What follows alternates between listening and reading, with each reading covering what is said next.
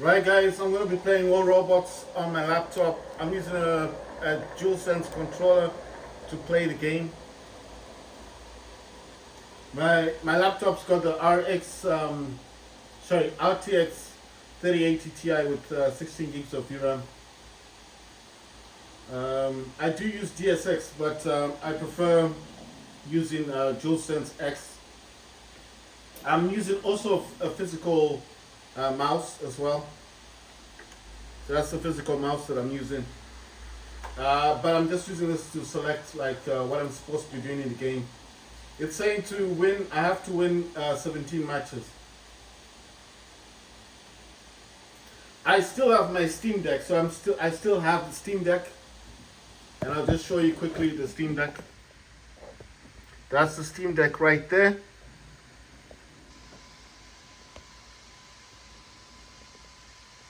So that's my Steam Deck. That's my Samsung phone. That's a DualSense controller, keyboard over there, and something going on over there. Another thing, that's my Samsung phone. That's another screen going on over there. And basically I'm playing the game on my laptop.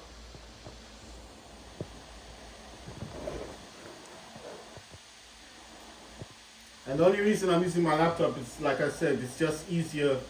I mean, I can stream games to the Steam Deck. I can also play games on the Steam Deck if I wanted to. So I don't actually have to stream games. I can play games directly on the Steam Deck. But games like Call of Duty 3, Modern Warfare, I've noticed that the game works. It does play, but it has its issues. You know, if you're trying to play Ground War, it's got some issues with Ground War. If you're just playing the box games, I mean the sandbox ones, then you're alright. There's no problem with like Mosh Pit. You can play Mosh Pit. That's not a problem. But once you want to play Ground War, anything like open environment stuff is a problem. Right. So I've got my laptop set at 2100. I think it's 2120 or something like that. In terms of I'm talking in terms of overclocking my laptop. So I'm overclocking the laptop using MSI Afterburner. My laptop is the MSI Radar, so it works well with the MSI Afterburner. I mean, it works together. So there's no issues with using MSI Afterburner with the laptop. I mean, it works really well. It works really well with the laptop. So at first when I was playing games, I wasn't using the MSI Afterburner. I was using Razer Cortex. But the issue with Razer Cortex, where did this guy go? He just disappeared. The issue with Razer Cortex is that it was giving me some issues with my laptop. Like with the power plan, he kept changing the power plan. Damn, they're destroying my robot.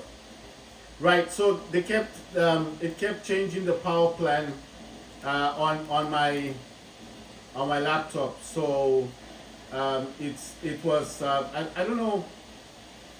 I don't think Razer Cortex is bad for other laptops, but if you've got a gaming laptop and your gaming laptop's got a power plan that's set up in such a way that the laptop requires that power plan, then my suggestion is don't use Razer Cortex. Use the power plan that your laptop has set up. It's just a whole lot easier.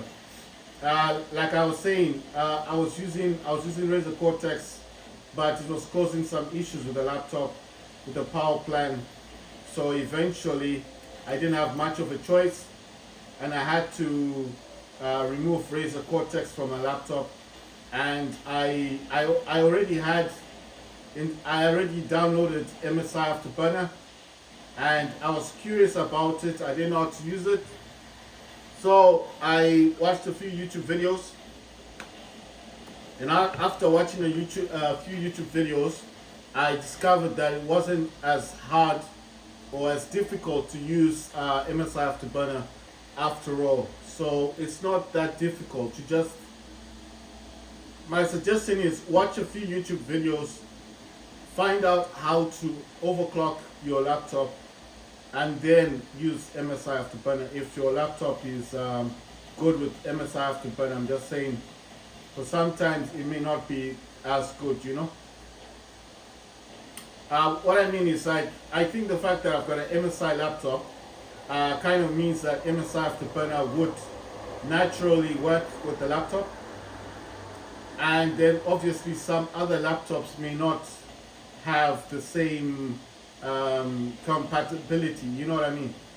So I'm not saying your laptop wouldn't work with MSI Afterburner, I'm just saying find out what your laptop can do in terms of overclocking.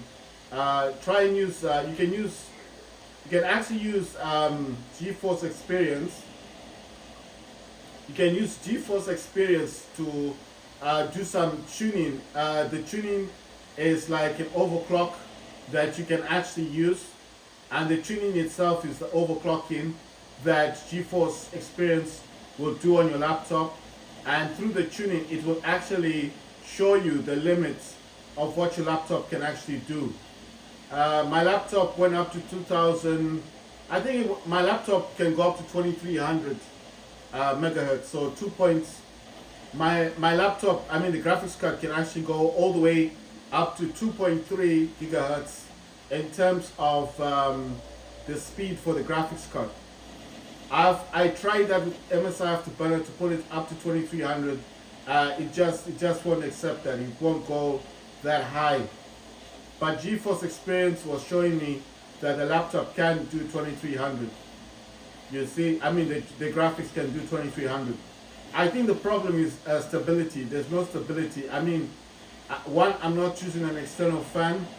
Two, I think the laptop gets really hot as well at 2300. So I've reverted the 2300, and what I'm actually using now is 2100, and I think 2150 or 2130. I'm not too sure about the amount, but I know it's around 2100 that I'm actually using right now on the laptop for the graphics card. So like I said, the GeForce Experience will actually show you what your laptop can actually do in terms of overclocking. But to do it safely, I would suggest that you use GeForce Experience because it's safer. It won't damage your laptop. It will actually show you what your laptop can do in terms of graphics. Like I said, I tested mine on GeForce Experience, and it actually showed that it can do 2300. But as a fact that I don't have an external fan for the laptop, I think it gets too hot. So for stability issues, I do not use the 2300. Instead, I use 2100, which works just fine. The last time I tried to use this, it actually crashed my laptop. But you know, you have to understand something. It was the first time that I actually overclocked my laptop. So ever since, it kind of, it didn't crash the system. It froze the game. The game I was playing was Call of Duty, you know, so it kind of froze the game. And then the game gave me a message like, if you're overclocking your card, try and decrease, it told me to decrease the overclock, like put a different amount. But like I said, I've got 3 stages on my card. So I can actually do,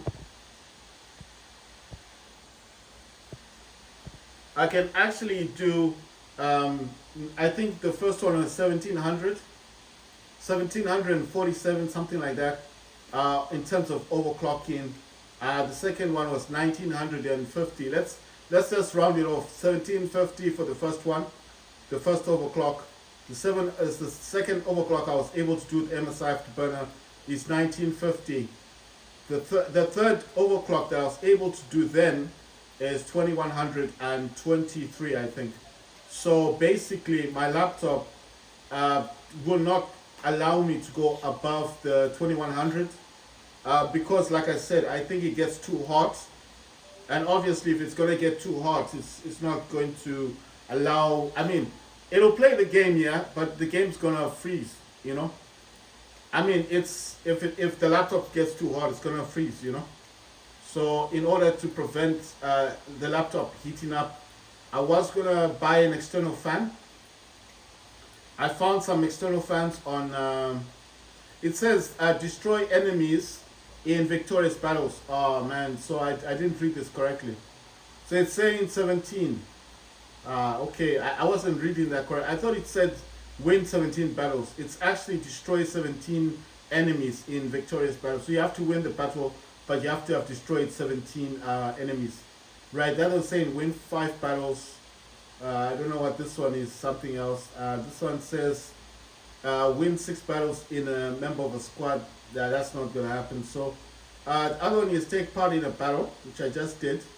I don't know why it didn't give me that. And then it says, I don't know what the other one is. Let's see.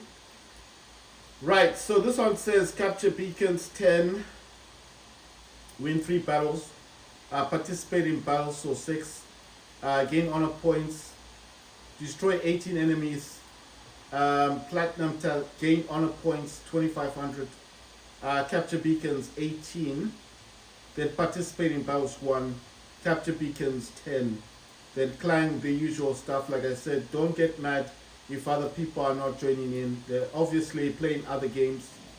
I mean, I play Call of Duty. I don't play War Robots all the time. I used to be, I was really addicted to playing this game on my phone, but I grew out of that. And like I said, I've got Game Pass Ultimate. I've been wanting to play that, that Texas Chainsaw Massacre game. I really want to play it as well, so obviously I can't just play this game the whole time.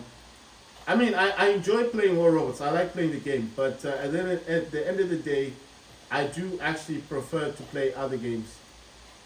I mean, I've got War Robots Frontiers. I like playing that one, but that one is also time consuming because it takes such a long time to get stuff on Frontiers. You know, it's not like this War Robots where you play the game and then it rewards you. You know, I mean, it rewards you on Frontiers, but it takes a longer time.